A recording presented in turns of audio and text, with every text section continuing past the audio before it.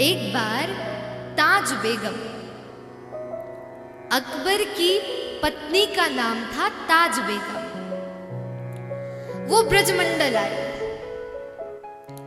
जैसी ब्रजमंडल आई तो समस्त ठाकुरों का दर्शन किया। दर्शन करते करते करते अब उस समय पर मुगलों को प्रवेश नहीं था मंदिरों में, तो गोसाई जी ने क्या व्यवस्था करी कि ताज बेगम को खिड़की से ही ठाकुर जी का दर्शन करवाया।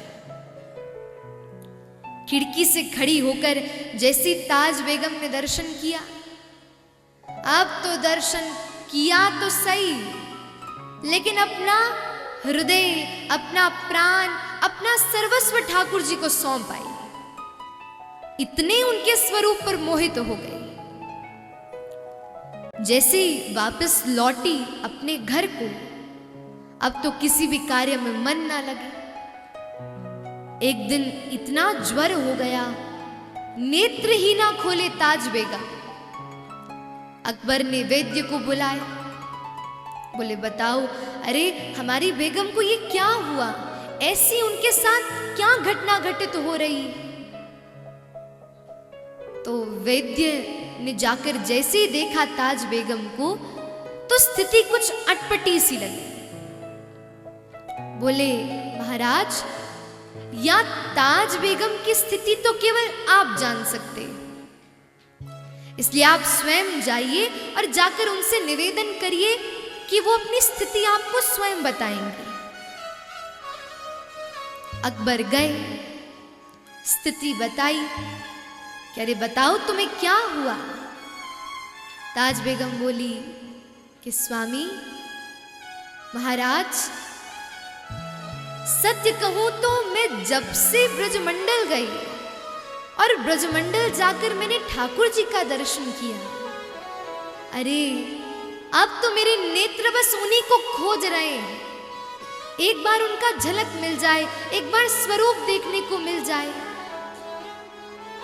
अकबर बोले अच्छा, बोले सुन तो रखा है कि ये हिंदुओं का खुदा सबको अपनी ओर मोहित कर लेता है, लेकिन आज देख भी लिया और मेरी बेगम की परिस्थिति ही ऐसी बन गई। ताज बेगम को लेकर सीधे आ गया वृंदावन। ठाकुर जी के सम्मुख खड़ा किया ताज बेगम को, मंदिर के बाहर से, भीतर नहीं।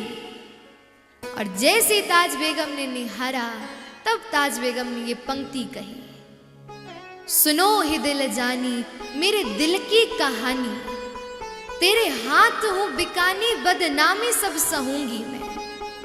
तजो कलमा कुरान पढ़ू भागवत पुराण, हूं तो मुगलानी पर हिंदुआनी बन रहूंगी मैं। और जैसे ये परिस्थिति कही, अब तो ताज बेगम वृंदावन को छोड़कर कहीं नहीं गई, सदा सर्वदा के लिए ब्रजमंडल में ही बस गई। अंदर दर्शन करने की अनुमति तो नहीं थी, लेकिन बाहर ही बैठकर बस मन में विचार करती, आज श्याम सुंदर ने कैसा श्रृंगार किया होगा। और कोई दर्शनार्थी आता तो उससे पूछती कि बताओ आज ठाकुर जी का श्रृंगार कैसा है। और ताज बेगम की ऐसी स्थिति पहुंच गई थी कि जैसा ताज बेगम विचार करती थी, वैसा ही ठाकुर जी श्रृंगार करते थे। इसलिए बंधुओं, इनसे बचना कोई साधारण बात नहीं।